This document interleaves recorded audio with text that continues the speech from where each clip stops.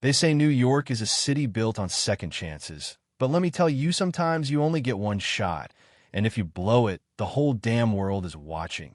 You know what I mean? Picture this. Connor Hayes, the boy wonder billionaire of Manhattan, standing at the center of his own victory party, and in one stupid, drunken moment, he dumps a glass of vintage Dom Perignon all over the dress of the most elegant woman in the room, just because she had the nerve to turn him down now. If you think that's wild, buckle up, because what happened the next morning in a glass-wall boardroom would flip both their worlds upside down and leave the whole city buzzing for weeks. Yeah, that happened.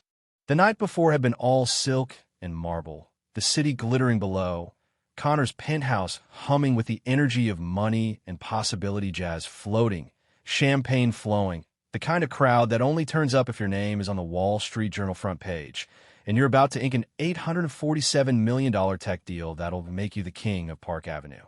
Connor, 28, sharp suit, sharper cheekbones, eyes the color of storm clouds, moves through that party like he owns not just the room, but the whole damn city, flashing that Forbes cover smile, thinking he's untouchable, thinking nobody in here remembers the kid from Detroit trailer parks, thinking he can rewrite the rules just by showing up. But sometimes you meet someone who doesn't care about your story, not your struggle or your bank account or even the headlines about your historic quantum deal, someone who just sees you as another guy with too much to drink and not enough sense. Kimberly Romero now. There's a woman who knows how to keep secrets. 26, MBA on the wall, banking experience that could scare a hedge fund manager, and a presence that makes you straighten your tie without even thinking about it.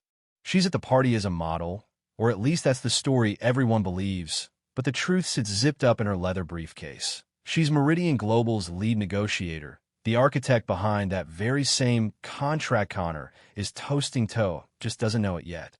Her dress is midnight blue, Oscar de la Renta, pearls from her grandmother, and she wears all of it with a quiet confidence that says she's nobody's background decoration. You could feel the air shift when they collided near the windows. Connor, drunk on his own legend, leans in with that "I always get what I want" charm, mistaking Kimberly for just another beautiful guest, throwing out lines so tired she has to bite back a laugh. "You're different," he says, "not like the others. Most women want what I have, but you're interested in who I am." She corrects him, politely but firmly, and for a second you can see him almost compute it, almost adjust, but pride's a stubborn thing, especially when you've spent your whole life clawing to the top. The room gets quiet, phones out, whispers starting when he crosses the line, his hands slipping to her waist, his voice dipping low, ugly with entitlement. Kimberly holds her ground. "Remove your hand," she says, just loud enough for those nearby to catch. That's the kind of moment that hangs in the air forever, that people remember in slow motion. Connor tries to laugh it off, tries to play the "do you know who I am" card, but Kimberly doesn't blink. And that's when his ego cracks. Right there in front of everyone, the glass of champagne arcs through the air, slow as honey, soaks her dress, pearls, dignity. The crowd gasps, the jazz stops, and for a heartbeat, Manhattan holds its breath. Kimberly looks him dead in the eye. "Thank you for showing me exactly who you are," she says, and she walks out with her head high, leaving behind a room full of people who will pretend to forget, but absolutely never will. Next morning, Connor's world is silent, except for the headache drilling behind his eyes and the memory of that look composed, unforgiving, done. His empire's about to level up, but all he can see is the mess. Broken glass, dried champagne, and his own reflection, a little less like the winner he thought he was. But business waits for no one, and by 9 a.m., he's in a skyscraper boardroom, lawyers lining up papers, his company's future ready for a signature. And then Kimberly walks in. Not the model from last night, but the senior vice president with a portfolio and 2 lawyers flanking her, every inch the woman in charge. For a split second, nobody breathes. Connor's face drains of color as the pieces snap together, his humiliation and her power intersecting in a way that would make Shakespeare jealous. The meeting starts polite, but you can feel the knives behind every word. Kimberly's calm, almost surgical. "At Meridian, character matters as much as numbers," she says, and Connor tries to skate, to bury last night under the weight of business. but she's not having it. She slides a new contract across the table: oversight clauses, board seats, a 6-month probation terms that strip away his control, all justified by recent concerns. His lawyer tries to intervene, but Kimberly holds the room, her voice steady, eyes never leaving his. "You showed us who you are when you thought no one important was watching," she says, and you could hear a pin drop. There's a real, vulnerable moment when Connor asks to speak with her alone, drops the mask, and admits the ugly truth. That his power trip was all armor, that he's scared, that she deserved better. Kimberly listens, arms folded, her face unreadable. "Words are easy," she says. "Actions matter." And right there, you see the twist. She offers him a path back, a chance to prove himself, not by apologizing, but by living up to the standard she sets. 6 months, performance clause, then they talk about power. The deal is signed, hands are shaken, but everything is changed. Later that day, they walk through Central Park, leaves skittering across the pavement, the world moving around them as if nothing happened.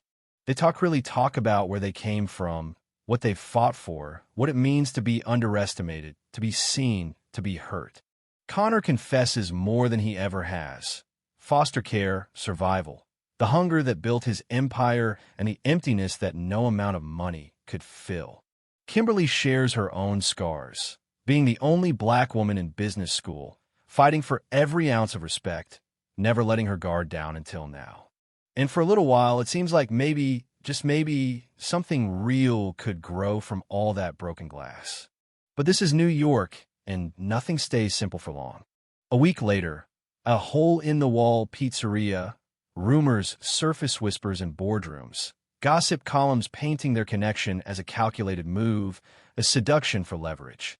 Kimberly, hurt and angry, confronts Connor, and for a minute it looks like everything's lost. She leaves, choosing her self-worth over any fairy tale ending, and Connor, for the first time, faces a fight he can't win with money or muscle. But here's where the story flips again. Connor digs, finds proof of a set-up rival company, desperate to kill the deal, feeding lies to the press.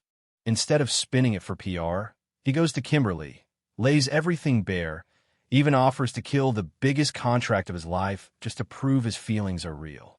Kimberly, seeing the cost, makes her own choice, recuses herself from the deal, transferring overseas, refusing to let love become a transaction.